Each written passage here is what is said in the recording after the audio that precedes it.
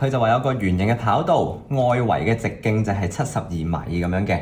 咁大明、小明兩個人分別就沿住佢外圍跑啦，同埋佢個內圍咁樣跑。大明嘅速度咧，其實比小明係慢2又1/7米每秒嘅。大明開跑嘅時候嘅39.6秒就會翻返起點咧，即係跑完全程啦。咁小明就快過大明咁多秒嘅。咁最尾佢就想知道跑道嘅內圍佢嘅半徑係幾多米嘅。好 ，Hello 大家好，我係 Math Concept 嘅 Chester Sir。今日咧就會同大家講下上年 Math Conception 2025年 P6 最難、最多同學答錯嘅嗰5題嘅。咁而家我哋就由第33題開始。咁相當之複雜嘅題目啦，又會有外圍嘅圓形，有內圍啦，跟住有唔同嘅速度咁樣。雖然佢嗰個跑道係圓形啦，但係我哋要比較佢哋距離咧，其實我哋假設佢哋係跑緊一條直線，跑緊一條直路，其實咁就 OK 㗎啦。咁任何同距離、時間、速率有關嘅題目咧，我都建議大家去填咗呢個表先，咁就會將所有數字嘅關係咧係睇得清楚啲嘅。咁我哋而家首先就將題目嘅 information 啦，嘗試擺咗落去先啦。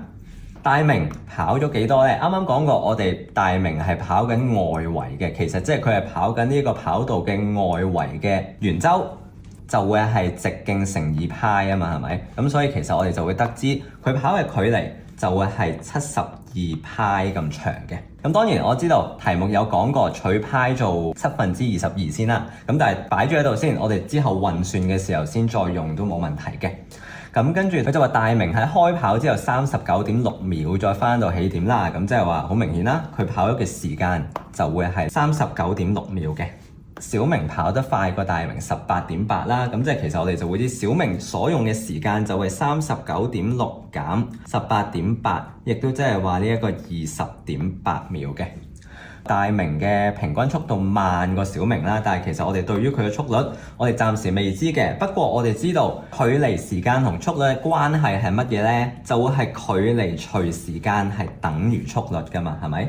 咁所以我哋就可以72派除以39.6啦，咁當然啱啱講過，我哋要取呢個派係22/7啦。咁當運算完之後啦，大明嘅速率就會係5又7/5咁多個米每秒嘅。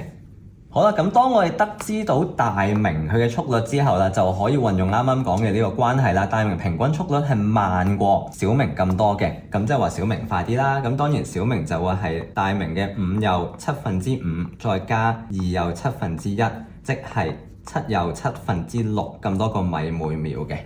咁我哋就知道咗佢哋嘅速率啦。咁當然最後一個 information， 小明跑咗幾多呢？咁就再用翻佢哋嘅關係啦。啱啱講過距離除時間就會等於速率，所以調翻轉我哋要計翻個距離，就會係用時間乘翻個速率嘅。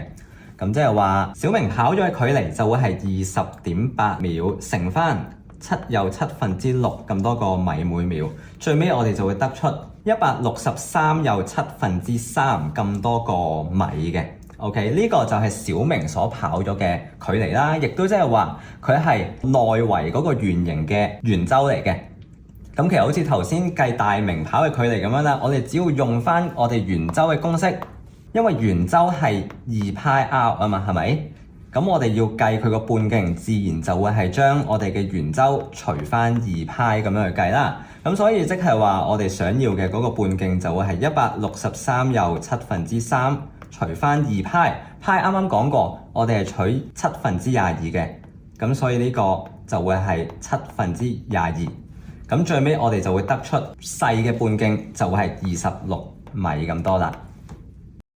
好，咁呢個題目就做完啦。如果想睇更多嘅奧數題目咧，可以 like 同埋 subscribe 我哋個 page。咁我哋下一條片再見啦。